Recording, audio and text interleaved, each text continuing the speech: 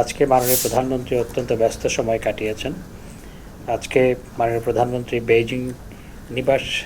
Saint রেজিস হোটেলের parlour রুমে Asian infrastructure investment ব্যাংকের প্রেসিডেন্ট জিন লিকুন তার সাথে সৌজন্য সাক্ষাৎ করেন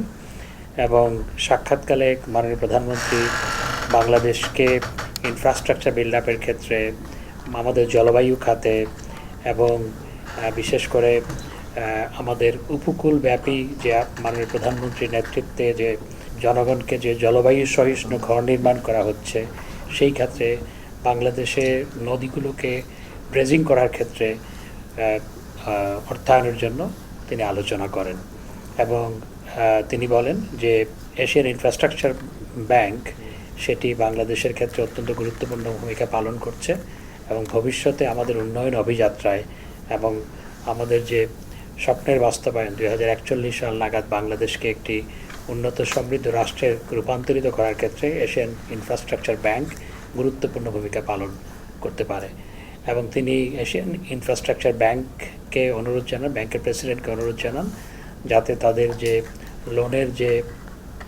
সুদ সেটি বাংলাদেশের জন্য আরও কমানোর জন্য তিনি অনুরোধ জানিয়েছেন। সিভিল সোসাইটি এবং বিভিন্ন এথনিক গ্রুপের সাথে যারা কোঅর্ডিনেট করে, যারা সেই রোলটা প্লে করে, ইটস ভেরি ইম্পর্ট্যান্ট কমিটি। তার president, vice president, general secretary সহ তাদের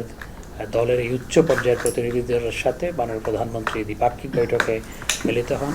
এবং সেই দ্বিপাক্ষিক বৈঠকে বিস্তারিত তিনি আলোচনা করেন। বিশেষ করে বাংলাদেশে যে রোহিঙ্গারা আজকে 6.5 বছরের